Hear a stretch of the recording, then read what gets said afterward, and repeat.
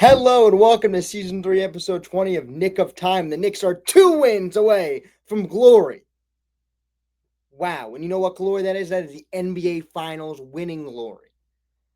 Not the first round, the NBA. Feel like yesterday Knicks fans were yelling that Knicks got out of the first round. They beat the Cleveland Cavaliers, but now they just beat I think an amazing Spurs team. Like I think they're very good. They don't have the experience, but they're a very good team. But the Knicks are just better. Like a lot of this series, you can chalk up to the Knicks just being better, and that is huge. I don't think the Knicks have ever beaten a team in the playoffs ever since I've been alive, like the San Antonio Spurs. I don't even think like. I'm not trying to hype the Spurs. I mean, they're having their fair share of problems, but they're still better than I think any team the Knicks have faced ever in the Leon Rose regime. Is that like a dictator way to say it? He's not like the Leon Rose tenure. The Knicks have, this is the first time the Knicks have played this good of a team. I'm not saying that every other win of a series is nothing to the Knicks. They've won some great series that went against the Cavs in that first round. The win against Philly a few years ago was big, but this San Antonio team getting 2 wins on the road, and also the win against Boston. But I mean, you could argue that win against Boston was more, a better team than this. I mean, you could argue it, but this Spurs team, NBA Finals, 2 games on the road, like this was like a more dominating 2 wins on the road. Felt like more Knicks basketball. Then, the first 2 wins against Celtics, they had to come back. They had to do all that stuff. They just took them from beginning to end. They put Knicks basketball on display in San Antonio. Everything about the ball movement with Mike Brown, the defense with OG Anunoby, Jose Alvarado. I'm going to give him credit because there have been a lot of plays I've been watching where Jose Alvarado just does great stuff defensively. Landry Shamet, Mikal, like the Knicks are also opposing their will on the 3-point line. You got Landry, of course. Also, um, you got Mikal from 3, and that his corner. You got Cat hidden. I mean, if he's not shooting the ball from like half court, I hate those shots, but if he's not shooting those shots, then those are probably going in. But you also get the rebounds from Mitchell Robinson and Josh Hart. I mean, the Knicks have won these games in ways where the team has come together as a unit and just been better. Like in the Celtics series, the Celtics were better at some point, but the Knicks just it's beautiful because I knew the Knicks had this in them. I knew they're a team that wouldn't be greedy after 1 win and wouldn't be like, let's just take one in San Antonio. Because if they come at, like, the momentum's huge for a young team like that. They get a win, and then they're going in MSG. Momentum can take them to get a win in MSG. Like, it's possible, man.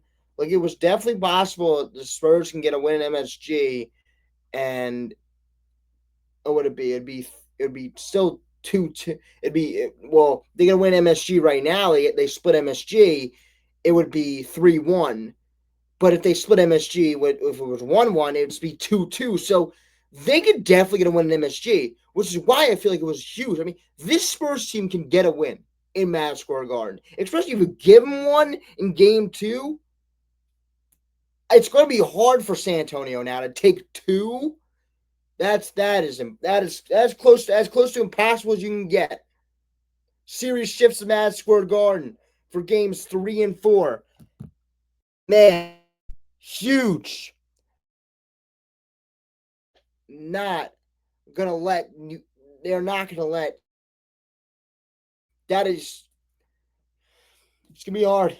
It's gonna be hard for San Antonio. The home court for San Antonio is great, but New York is different. It's the theatrics, man, for the young team. I think they'll win one. I think they will, but they can't win both. It's gonna be hard. Wembanyama, especially if they're not closing games, because I know one will go down on the wire, if not both. Wembanyama's moment, and this is not a good moment. He missed a potential game winner 20-footer at the buzzer That was, it's a good shot, but it didn't fall.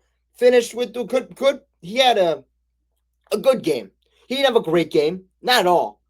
But 29, 9 rebounds and four. That's dude. That's not a good. That's not a great game.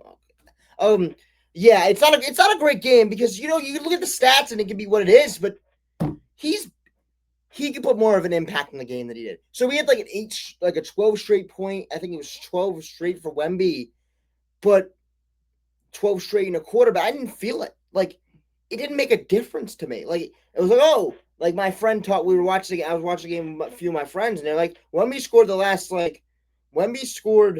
12 points in this quarter. I'm like, he did. It's just that type of thing where, like, if you're going to be Wembanyama and you're going to be the superstar star, you have to make impact with when you score. And it just hasn't. It didn't feel like it didn't feel like. Also, I think it comes down to how the Knicks have made every shot that he's made tough. He's made some ridiculous shots. Like the shots that Wemby's hitting is impressive because he could miss a lot more than he is taking. Because the Knicks are forcing a lot of tough shots on him, and he's hitting it because he's great. Like at the end of the day, he's a great player. No matter what you could say about him in these last two games, he's a great basketball player.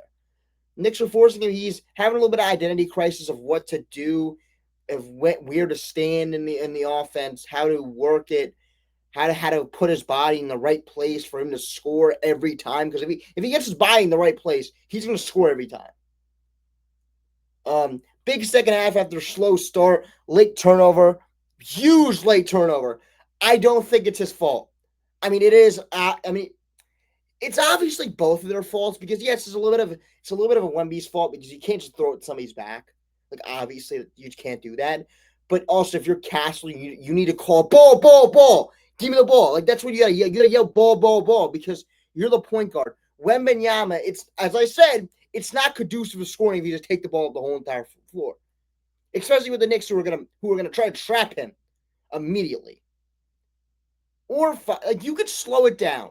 I know the Spurs are energetic and want to play fast, but let's relax. Let's set up our play. Let's trust Mitch Johnson. Mitch Johnson's a good coach, so he'll draw up a play for you. But no, he tries to throw it to Castle's back. He tries to throw it up the court to Castle, and it just doesn't work. Ori Fox, where's Fox in that play? He needs to be there. He's the point guard. With how much money he's looking to make this offseason or in a few offseason, he's a demand of basketball. He's supposed to be the point guard for them. He needs to demand it. Towns versus Wembanyama. Towns 21 points, 13 rebounds, winning the matchup through two games. He's just winning it. I think he's the best player on the court right now. No matter who the Knicks, Spurs, doesn't matter. He's the best player on the court. Spurs so searching for a defensive answer for him. It's really difficult because you put Wemby on him, he'll just take him out to like that, like right in like not a 3-pointer, but he'll put him in front of the 3-point line, just hold the ball over and not hold the ball, but like he'll hold the ball and those run cuts around him. And the Knicks have been great at cutting, been great at getting like you'll have Brunson off a flare, you have Landry off a flare, like a lot of stuff can happen outside of that. And you know why? Because Wemby's outside guarding Towns. Now you can have OG Anunoby, even though OG Anunoby dunked on Wemby, but he has more free reign if he's diving down the paint without Wemby there. But you can be okay, Jack. Let's just put Wemby on Hart. Okay, that's fine because Hart's going to start shooting if he misses shots. But then I remember this play because I was very very happy. Towns went right to the paint on Castle. He sealed him. Done. It's done. Because as good as Wemby is at recovering, if you have Towns park his butt underneath the paint, there's no recovering. If you're not guarding Towns. Like if Towns picks a block, he puts his body in him, and then you bring two, now your rotation, and now Josh can cut down. Like that is it's hard. It's difficult when you have a player like Karl-Anthony Towns is that talented.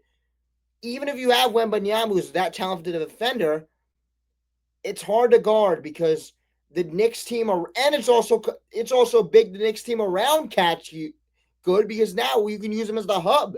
And now Wemby's out there trying to guard Towns' pass. And if you leave him, he's going to shoot the mid-range shot. So it's a lot for the Spurs to handle. And then you don't even talk about Brunson, who hasn't really played a great series.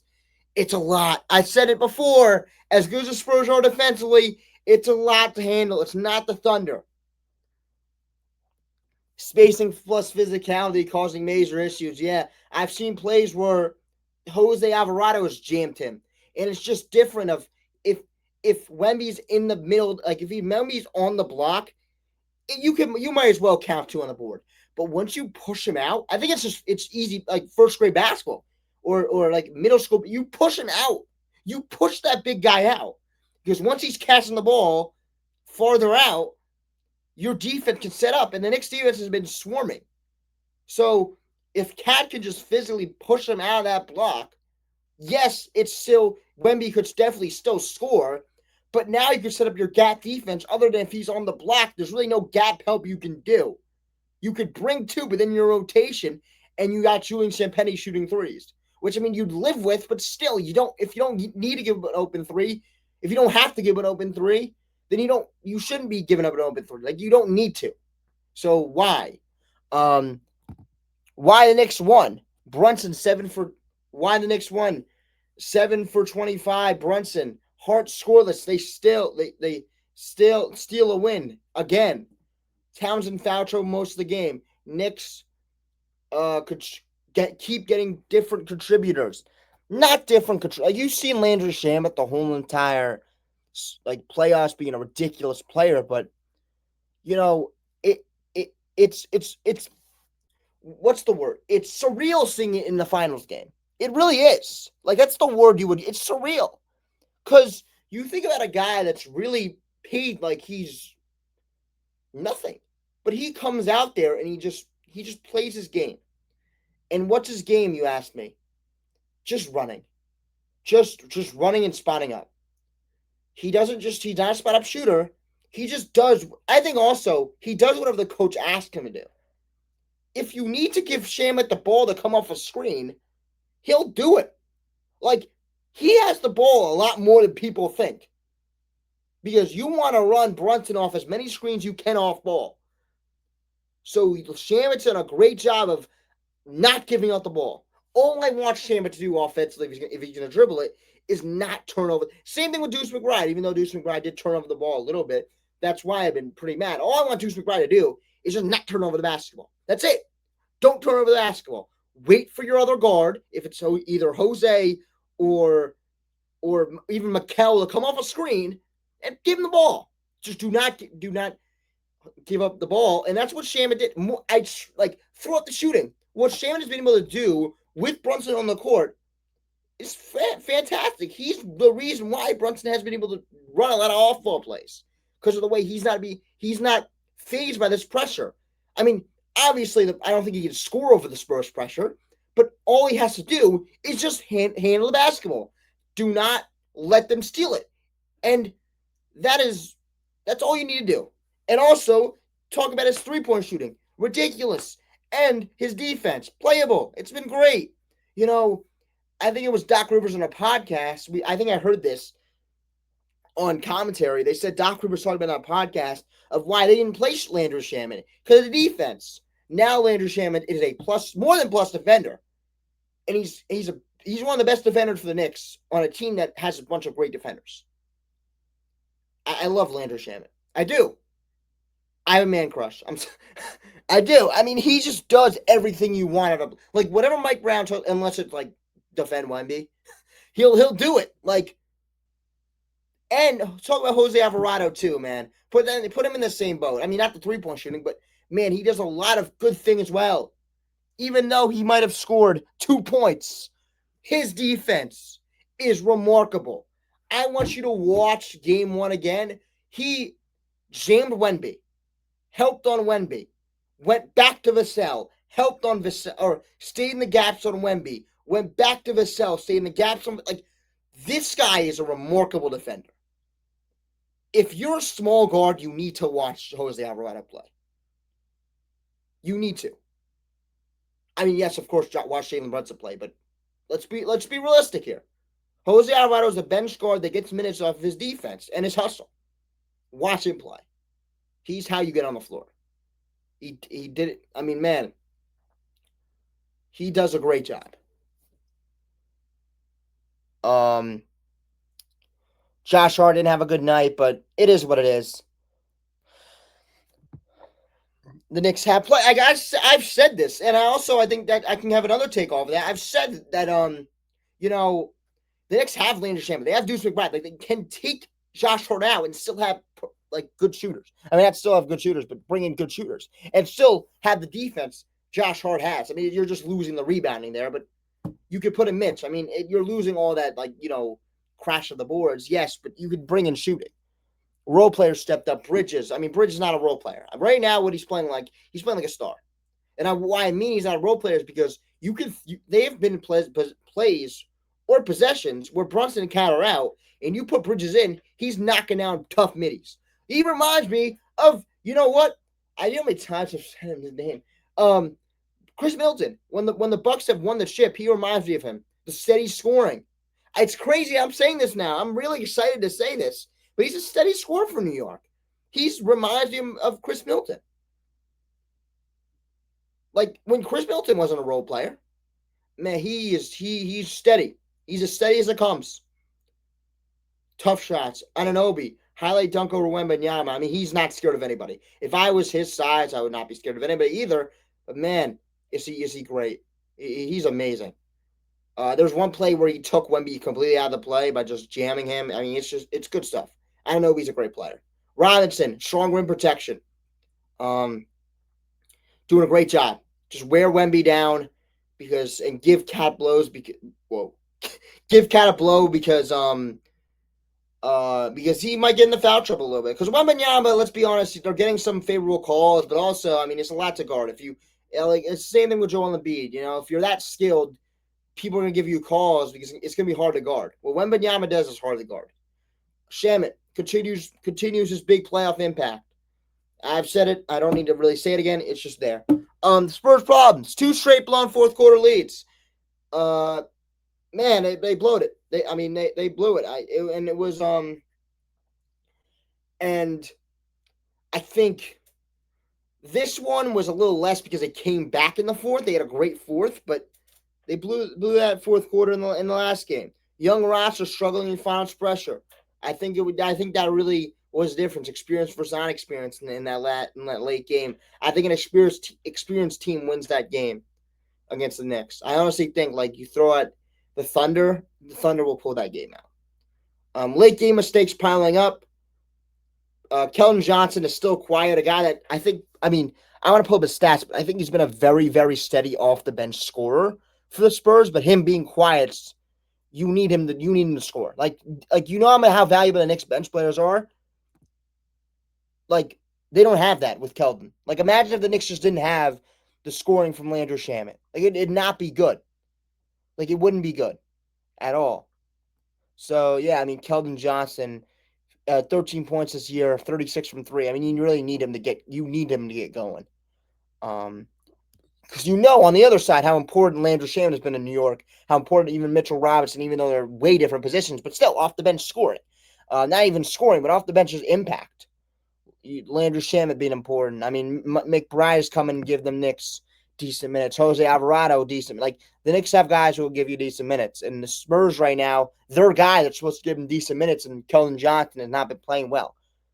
Game 3 at the Garden. First finals game since 1999. Massive home court energy. It's going to be great.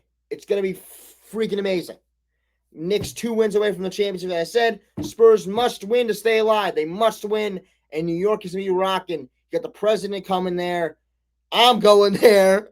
It's going to be fun. It's going to be fun. Come early if you are going to the game because it's going to be – I think it might be a little bit more security because, of course, the president – I think he's going to want to sit courtside. So you need to go through a lot more security, but it's fine. Knicks are playing. Don't care who's in the stands. All I care about is that actually shout out the guys Jason Bateman and Timothy Chalamet and Ben Stiller. They're great to have there. But especially Ben Stiller and Timothy Chalamet. I just really like Jason Bateman. He's a great actor. But that's besides the point. The Knicks They need to come out and they need to continue to be hungry. Even if you're at home, they're not going to give you the game since you're at home in front of all these celebrities. Doesn't matter, and all these rowdy everyday fans. Like you're not going to get wins. You have to go out and get it, especially against this great team. So Knicks are going to have to stay hungry and stay alive. I mean, stay hungry, not stay alive, because if they win one, they're still alive. But they have to stay hungry, keep pushing, and keep pushing the Spurs team to the brink. I don't think they're going to give up. They're young, they're hungry, and I don't think they're going to give up. So continue to go. But yeah, don't care who's on the floor. Don't care who's on Celebrity Row. All I know is that Jalen Brunson is going to be hooping, and that is who I'm coming to watch, Mr. Jalen Brunson, um, and Landry Shamet. I love Landry Shamet. Peace. Have a nice day, and let's go Knicks.